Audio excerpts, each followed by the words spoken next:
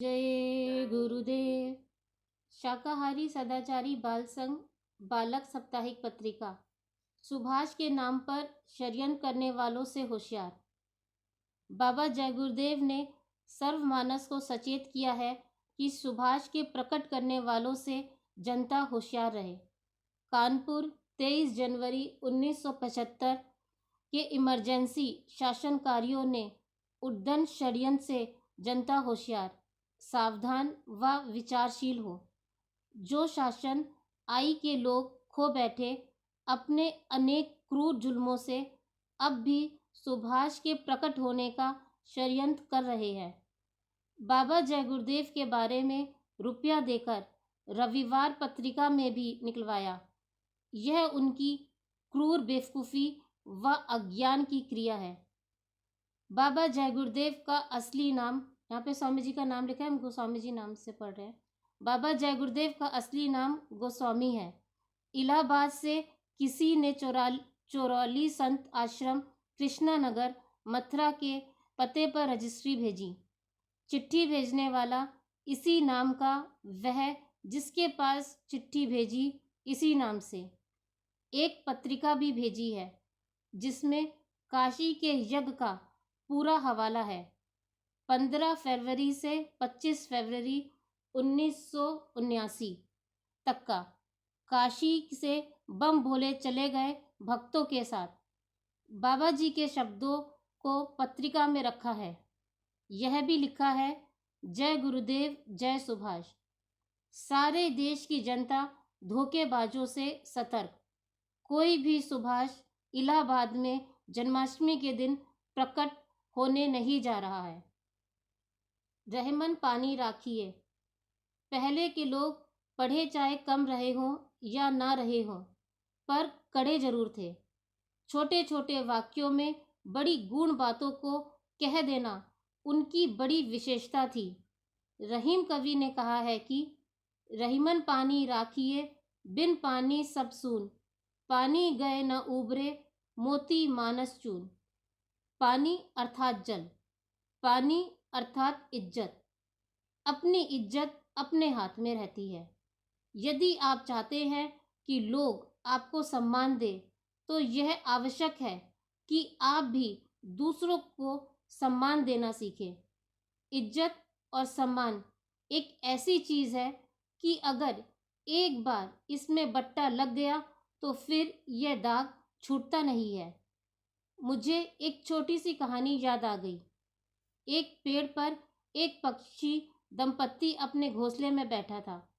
उसी पेड़ की दूसरी डाल पर बंदर बैठा था। बरसात हो रही थी। मादा ने घोंसले से सर निकाल कर कहा, अरे बंदर, तेरे हाथ पाँव हैं, फिर भी तू भीग क्यों रहा है? नर ने समझाया अपनी मादा को कि तू चुपचाप बैठ, उसके चक्कर में मत पड़। पर औरत की जात इतनी ही समझ होती तो क्या बात थी। औरत जात की नासमझी ने तो महाभारत करवा दिया, लंका फुकवा दिया, आनंद को विषपान करवा दिया, देश का बेड़ा गर्क कर दिया, मठों और आश्रमों को दाग लगा दिया। खैर, बंदर चुपचाप सुनता रहा। मादा ने फिर कहा, ओ बंदर, हमें देख, हम कितने आराम से हैं और तू भीग रहा है। फिर भी बंदर कुछ नहीं बोला। नर ने फिर समझाया, पर उसे तो ना समझ आनी थी ना आई। फिर उसने घोंसले से सर निकालकर बंदर से अपनी बात दोहराई तो बंदर को गुस्सा आ गया। उसने झपट कर उसके घोंसले को नोच लिया और बोला कि ले, अब तू भी भीग और देख अपनी जवान की करामत। जवान से सब परेशान है। एक कहावत है कि यही मुंह पान खाता है और यही मुंह थप्पड़ भी खाता है। कोल भील राम के जमाने में बड़े विवेकी थे। जब राम गए जंगल में रहने के लिए तो लक्ष्मण को सरदार के पास भेजा कि जाओ उससे रहने की अनुमति ले आओ। लक्ष्मण पहुंचे सरदार के पास तो संक्षेप में यही कहा था कि जिव्या और निभ्या इंद्री को वश में रखना, चाहे जहां रहो। बड़ी दूर की बात कही थी। इन दोनों के बेलगाम हो जाने का आज ये परिणाम हो गया कि सब कुछ अस्त व्यस्त हो गया है। जिसकी जो इच्छा हो किसी को कुछ भी कह देता है। जिह्वा के दो काम, एक बोलने का, दूसरा खाने का, स्वाद लेने का। इसका परिणाम यह हो गया है कि चाहे कोई घर द्वार छोड़ने का दावा करे, चाहे जंगल में रहने का दावा करे, पर जवान से परेशान है। ना बोलने पर लगाम, ना खाने पीने पर लगाम। जब इस पर लगाम नहीं रह गया तो आगे की क्या कही जाए। जो कुछ हो रहा है वह सबके सामने है। कली काल बेहाल किए मनुजा, नहीं मानत कोई अनुजा तनुजा। हमारे लिए सबसे बड़ी परेशानी यही खड़ी हो जाती है कि आप हमें मजबूर करते हैं कहने के लिए। हम तो चुपचाप अपना काम करना चाहते हैं। हम तो ऐसा समझते हैं कि अगर आपके पास भी काम होता तो इतना समय फालतू बातों के लिए कहाँ मिलता। काम न धंधा, जिभ्या निभ्या पर कोई लगाम नहीं। चाहे जिस भाव से देखे, जिस भाव से सुने, जो मुंह में आए बेहिचक कह जाते हैं। जब साधु संतों के लिए, गुरुओं के लिए आपके पास सम्मानजनक शब्द ना रहा तो और क्या कहा जाए।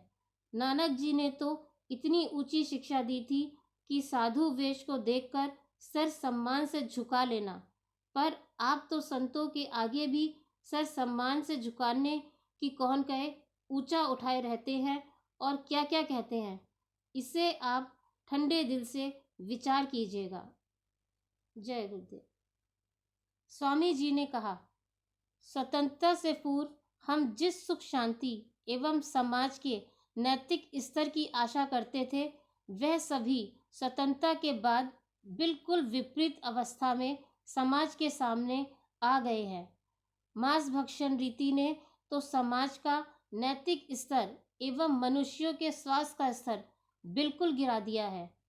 पहले वैद्य हकीम जो 12-13 कोस पर ढूंढने से मिलते थे वह अब गलियों में सुलभ होते हुए भी मनुष्यों की शारीरिक बीमारी को ठीक नहीं कर पाते हैं।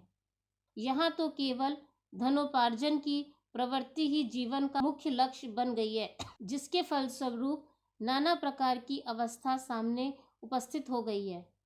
आजकल जो नए प्रकार के रोग प्रचलित हो गए हैं वह सब मांसाहार व मुर्गियों के मानसिक खून को अंडे के रूप में सेवन करने के फल हैं।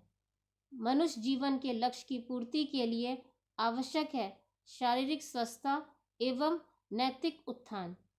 इसमें यह आवश्यक ही नहीं बल्कि अनिवार्य है कि तमोगुणी वस्तुएं जैसे मांस, मछली, शराब, अंडे आदि का सेवन जीवन पर्यंत के लिए त्यागना होगा तथा संत सद्गुरुओं की शरण लेनी होगी। अगला वचन, जब तक तुम्हारी अकड़, गुमान, अहंकार, मान कम ना होगा तब तक अंतर सूरज शब्द की साधना में तरक्की नहीं होगी। सत्संग और उसके वचनों से जब प्यार होगा उसी का नाम दास शिष्य कहते हैं। बहुत से लोग गुरु से रोष करते हैं, उनके सत्संग से नाराज होते हैं। किस कदर नादानी है। जब बच्चे बन जाओगे तभी मना लिए जाओगे। अकड़ में अपना नुकसान करते हो। परमार्थ में अकड़ काम नहीं करती। बिना वचनों की सेवा के दास नहीं होगे। दुख इस बात का है कि लोग गुरु में कमी देखते हैं। खुद में कमी है इसलिए गुरु में कमी आती है। जब जीव परमानंद को विषय वासनाओं और भोगों में खोजने लगा तो उनकी ओर अत्यधिक आसक्ति के कारण मानव शरीर को खोने लगा। क्षणिक आनंद के हेतु लोग आज अमूल्य वीर का पतन कर देते हैं, जिससे शरीर कमजोर हो जाता है, सुस्ती आने लगती है और मनुष्य तरह तरह की बीमारियों का शिकार होकर अनेक पीड़ाओं को भोगने के लिए विवश हो जाता है। अगर तुम कष्टों से बचना चाहते हो, बीमारियों से दूर रहना चाहते हो, अस्पतालों और डॉक्टरों से अलग रहना चाहते हो, स्वस्थ एवं प्रसन्न रहना चाहते हो तथा महात्माओं के अनुपम प्रेम को प्राप्त करना चाहते हो, तो तुम्हें ब्रह्मचर्य का पालन करना होगा। मैं ये नहीं कहता कि तुम हमेशा ब्रह्मचर्य में ही बने रहो या बच्चे ना पैदा करो। हमारे कहने का कोई गलत अर्थ मत समझो। यदि तुम अधिक नहीं कर सकते तो कम से कम 1 महीना अवश्य ब्रह्मचर्य रखो। अर्थात वर्ष में 12 महीने होते हैं। तुम एक एक महीने पर ब्रह्मचर्य व्रत तोड़ सकते हो, यानी वर्ष में केवल 12 बार। 1 महीने ब्रह्मचर्य रखकर तुम अनुभव करोगे कि तुम्हें डॉक्टरों के पास जाने की जरूरत नहीं पड़ेगी और तुम आनंद से रहोगे। अगला वचन। बहुत से सत्संगी दूसरे सत्संगियों की बुराई खोजते रहते हैं। अपनी बुराइयां देखो। जब तुम में कोई बुराई ना होगी तब दूसरे की दूर करना। जो अपनी बुराई को दूर करता है वह अच्छा आदमी है। जय गुरुदेव। शिव जी की समाधि टूटी। शंकर जी काशी में समाधि मुद्रा में, दूसरी ओर विष्णु भगवान बैठे हैं। सत्संगी गाते हुए आते हैं, गुरुजी तेरे प्यार में ये जलवा देखा रे, काशी में गंगा रेती पर ये जलवा देखा रे, बम बोले जी इधर विराजे जलवा देखा रे, आसन मारी समाधि लगाए जलवा देखा रे, उनको कौन जगाने जाए जलवा देखा रे, जागते क्या से क्या हो जाए जलवा देखा रे, गुरुजी तेरे प्यार में ये जलवा देखा रे, विष्णु जी भी उधर में छाजे जलवा देखा रे, शंकर को समझाने आए जलवा देखा रे, वरना महाप्रलय हो जाए जलवा देखा रे, गुरुजी तेरे प्यार में ये जलवा देखा रे, सतयुग स्वागत में ये प्यारे जलवा देखा रे, प्रांत प्रांत से चलकर आए जलवा देखा रे, 2 करोड़ से ऊपर आए जलवा देखा रे, गुरुजी तेरे प्यार में ये जलवा देखा रे।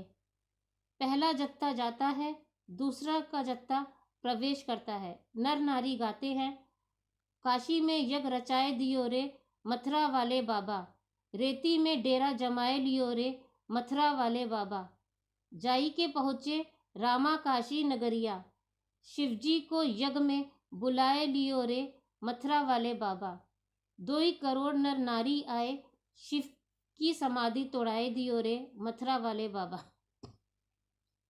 शिवजी का डमरू बजता है, समाधि टूटती है और खड़े हो जाते हैं। शिवजी, जय गुरुदेव बाबा का यज्ञ सफल हो गया। लोग अभी भी पाप कर्मों में लिप्त हैं। मैं देख रहा हूँ पृथ्वी पर पापाचार, अत्याचार, दुराचार का नंगा नाच खुलकर हो रहा है। मांस, मछली, अंडा, शराब का बाजार गर्म है। देवियों की इज्जत खुलेआम लूटी जा रही है। कत्ल करना, चोरी करना, रिश्वत लेना, जनता को सताना, धोखा देना लोगों का स्वभाव बन गया है। मैं इन सब को बर्दाश्त नहीं कर सकता। यह सब धांधली अब चलने वाली नहीं। जिन्होंने इमरजेंसी लगाई और जनता को तड़पा दिया, रुला दिया और मौत के घाट उतार दिया, वह लोग अभी भी स्वच्छंद होकर विचरण कर रहे हैं, आंदोलन तोड़फोड़ कर रहे हैं। ये अब नहीं होने पाएगा। अब बहुत हो चुका। देश में अनुशासनहीनता बर्दाश्त नहीं की जाएगी और अब सजा अवश्य मिलेगी।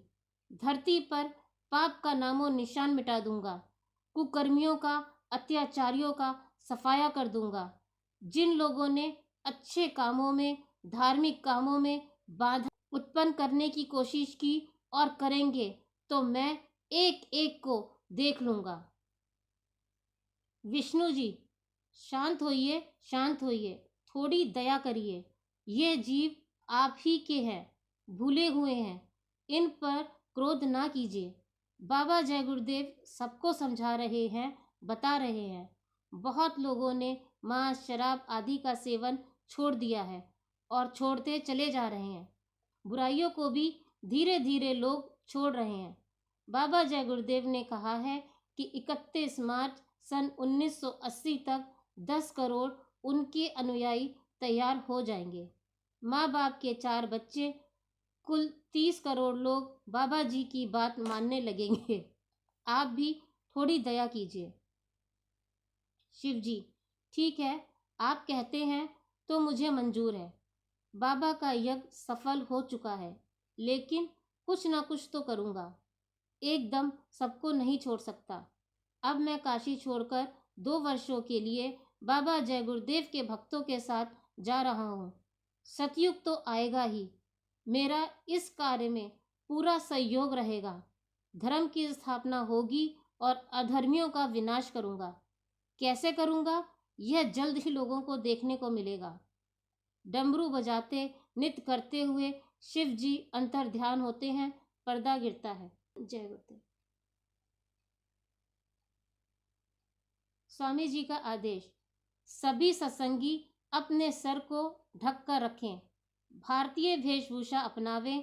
पहले लोग अपने सर पर पगड़ी रखते थे और उसकी आन और शान होती थी।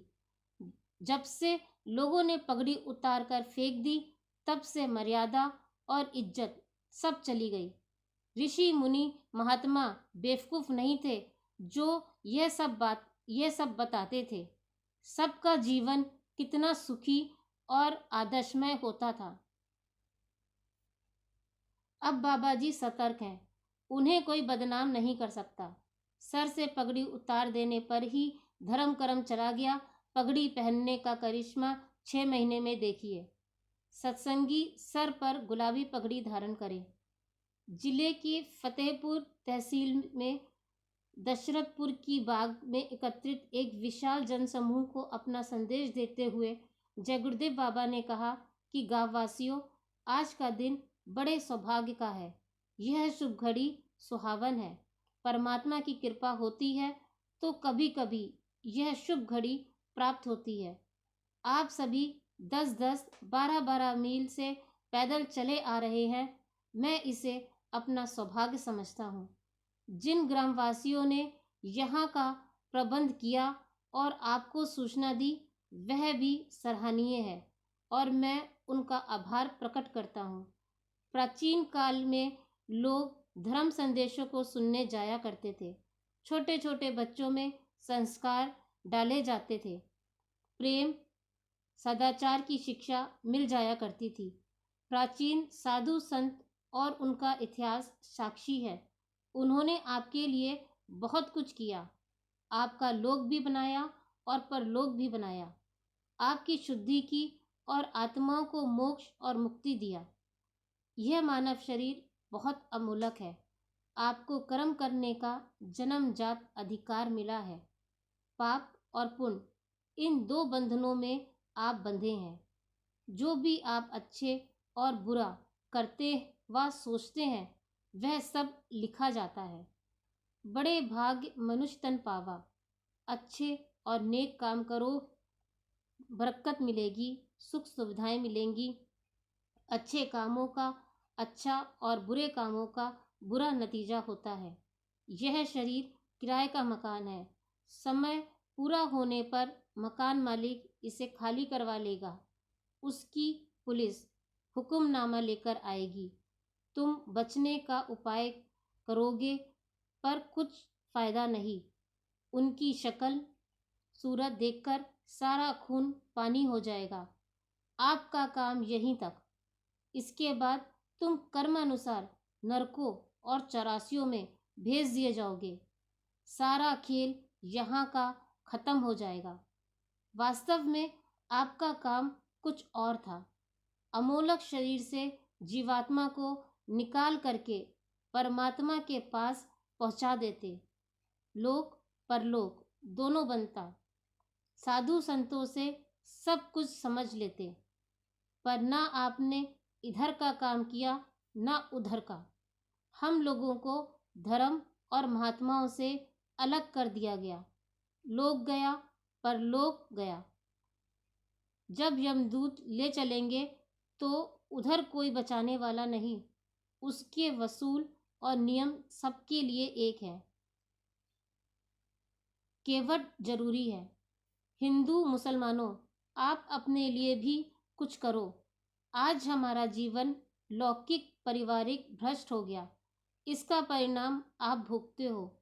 हम तो सबके अच्छे के लिए प्रार्थना किया करते हैं, कोई भूखा नंगा दुखी ना रहे। बाबा जी तैयार है, तुम परमात्मा की दौलत को कमा कर रख लो। यही मुख्य काम व उद्देश्य है। नदी पार करने जाओ तो केवट होना चाहिए। इतनी चौड़ी नदी कुकर्मों की, उसे अगर पार करना चाहते हो तो फकीर रूपी केवट का होना जरूरी है, जो नाम रूपी नौका पर बैठाकर पार उतार दे। जब जब भी महात्मा इस दुनिया में आए और आने वाले समय को बताया तो उन्हें मुसीबत उठानी पड़ी। किसी को कत्ल कर दिया गया, किसी को फांसी मिली, कोई जला दिया गया, किसी को दीवार में चुन दिया गया। बाबा जी भी 21 महीने जेल में रहे और पैरों में बेड़ी पहनी। बाबा जी के साथ 3 करोड़ से ऊपर नर नारियों का समूह है।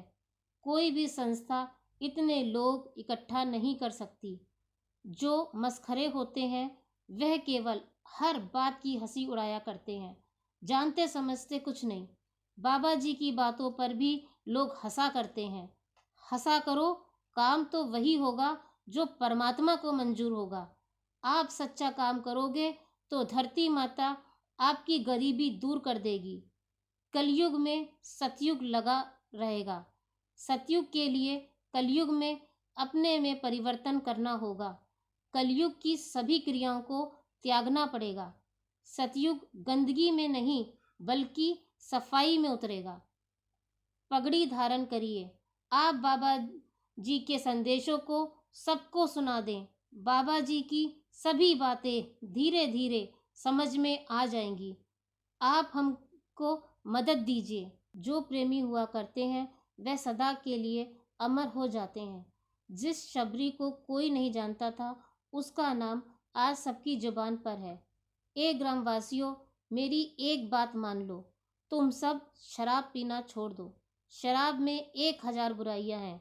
ग्रामवासी विचार करे कि एक आदमी रोज 10 रुपए कमाएगा और 50 रुपए शराब में खर्च करेगा तो आएगा कहाँ से। उस खुदा की तरफ से बाबा जी आपको संदेश सुना रहे हैं। खुदा भगवान तो आपको सब कुछ देने के लिए एकदम तैयार बैठा है। आप उसे ले लें। उसकी बात नहीं मानोगे तो आप समझिएगा। बाबा जी की बातों को सुनिए। चारों दिशाओं में देवता पहरा दे रहे हैं। शिव जी भक्तों के साथ में हो गए हैं।